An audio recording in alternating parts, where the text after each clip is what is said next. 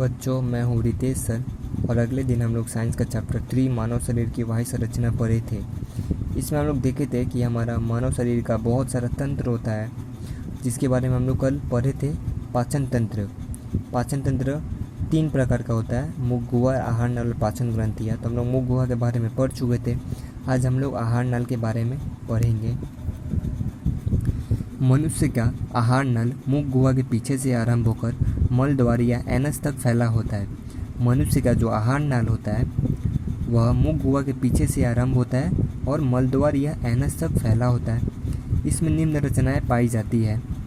ग्रासनी, मुख गुहा पीछे की ओर एक छिद्र से जुड़ी होती है, जिसे ग्रासनी कहते हैं। मुख गुहा के पीछे की ओर एक छिद्र होती है, जिसे हम लोग ग्रासनी कहते हैं। इसमें 2 छिद्र होते हैं। पृष्ठ भाग की ओर के छिद्र को निगल द्वार तथा प्रति पृष्ठ भाग पर पाए जाने वाले छिद्र को कंठ द्वार कहते हैं। निगल द्वार से ग्रास नली व कंठ द्वार से श्वास नली जुड़ी होती है। जो निगल द्वार होता है उससे ग्रास नली और जो कंठ द्वार होता है उससे श्वास नली जुड़ी होती है, मतलब जिससे हम लोग सांस लेते हैं। देखिए, जैसा आप लोग चित्र में देख सकते हैं, हमारा जीभ, ग्रासिका, आहार नल, ये सब के बारे में दिया गया है। अब हम लोग ग्रास नली के बारे में पढ़ते हैं। यह एक नलिकामय रचना है जिसका संबंध ग्रासनी तथा आमाशय से होता है। ग्रास नली क्या होता है? यह एक नलिकामय रचना है, मतलब ये नाली की तरह एक रचना है जिसका संबंध ग्रासनी से होता है और आमाशय से होता है। मनुष्य या दूसरे स्तनपायियों में गर्दन होने के कारण इसकी लंबाई भिन्न भिन्न होती है। यह भोजन को आमाशय में पहुंचाती है। यह क्या करता है? जो हम भोजन खाते हैं उसको आमाशय में पहुंचाता है। अब हम लोग आमाशय के बारे में पढ़ते हैं। आमाशय क्या होता है? यह एक चौड़ी थैली की तरह ही रचना है। यह डायाफ्राम के पीछे थोड़ी बाईं तरफ स्थित होता है। यह आगे की ओर अवतल तथा पीछे की ओर उत्तल होता है। आमाशय को 3 भागों में बांटा गया है: कार्डिक आमाशय, फंडिक आमाशय तथा पाइलोरिक आमाशय। आमाशय की दीवार हमेशा आमाशय का जो दीवार होता है वो हमेशा फैलता और सिकुड़ता रहता है।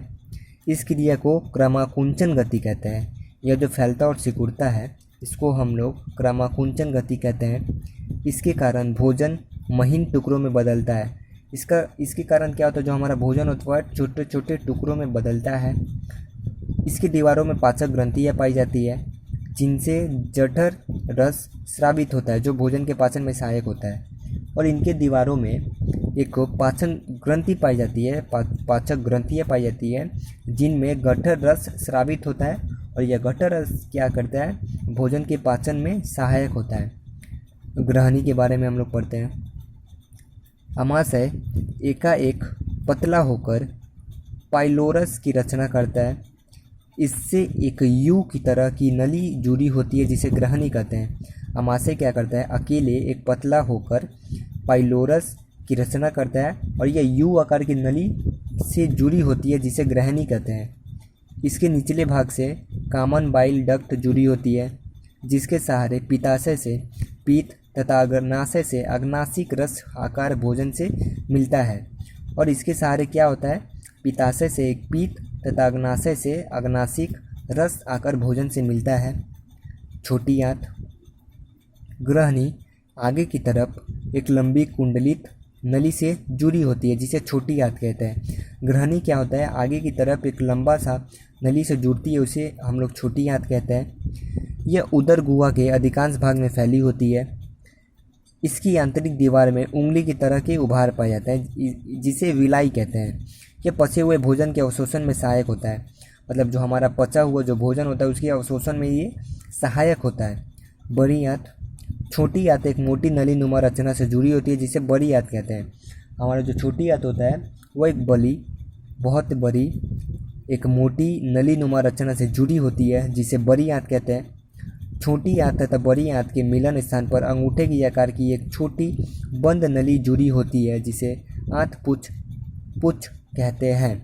छोटी आंत और बड़ी आंत के मिलन स्थान पर, मतलब ये दोनों जहाँ पे मिलते हैं, एक अंगूठे की आकार की एक छोटी बंद नली जुड़ी रहती है, जिसे आंत पुच्छ कहते हैं। मनुष्य में यह एक अवशोषी अंग के रूप में पाया जाता है। बड़ी आंत का अंतिम भाग मलाशय कहलाता है। बड़ी आंत का जो अंतिम भाग होता है उसे मलाशय कहते हैं।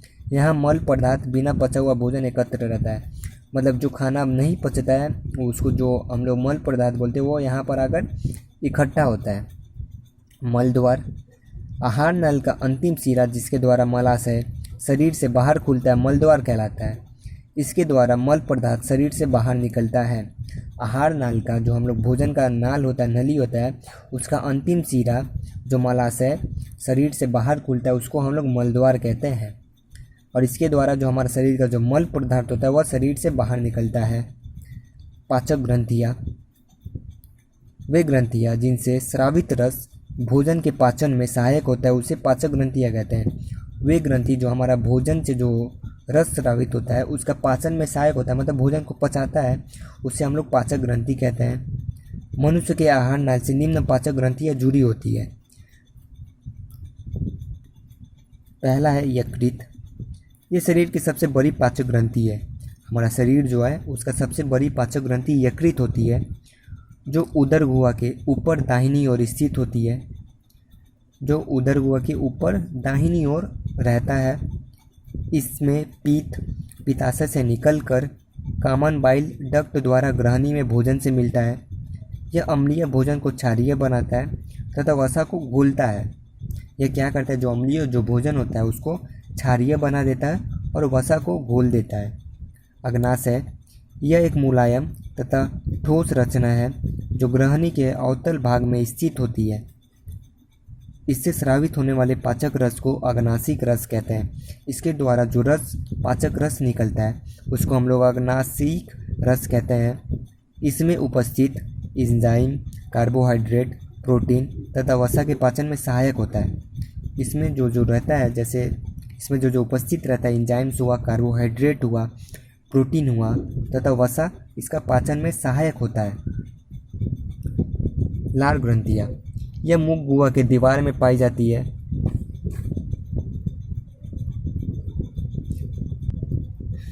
इसने स्रावित होने वाले पाचक रस को लार कहते हैं और इससे जो स्रावित होने वाले पाचक रस होते हैं उसको हम लोग लार कहते हैं। यह भोजन को चिकना, लसदार एवं मुलायम बनाता है। यह भोजन को क्या करता है, चिकना बना देता है, लसदार बना देता है और मुलायम बनता है। इससे क्या होता है, जब हम लोग भोजन खाते हैं, अगर लार ग्रंथि में जो लार रहता है वो क्या करता है, भोजन को चिकना कर देता है, जिससे हम लोग जो भोजन हम लोग खाते हैं वो तो सूखा रहता है और गला में जाके हम लोग का भोजन चिकना हो जाता है और मुलायम हो जाता है, जिससे गला में फंसता नहीं और हमारा भोजन क्या होता है, आराम से भोजन नली के द्वारा आराम से हमारा पेट में चला जाता है। अगर ये लार ग्रंथि नहीं रहता तो इससे क्या होता, अगर हम लोग खाना खाते, सूखा खाना खाते, जैसे रोटी हुआ, चावल हुआ, कुछ भी खाते, तो क्या होता, हमारे गला में जाके फंस जाता।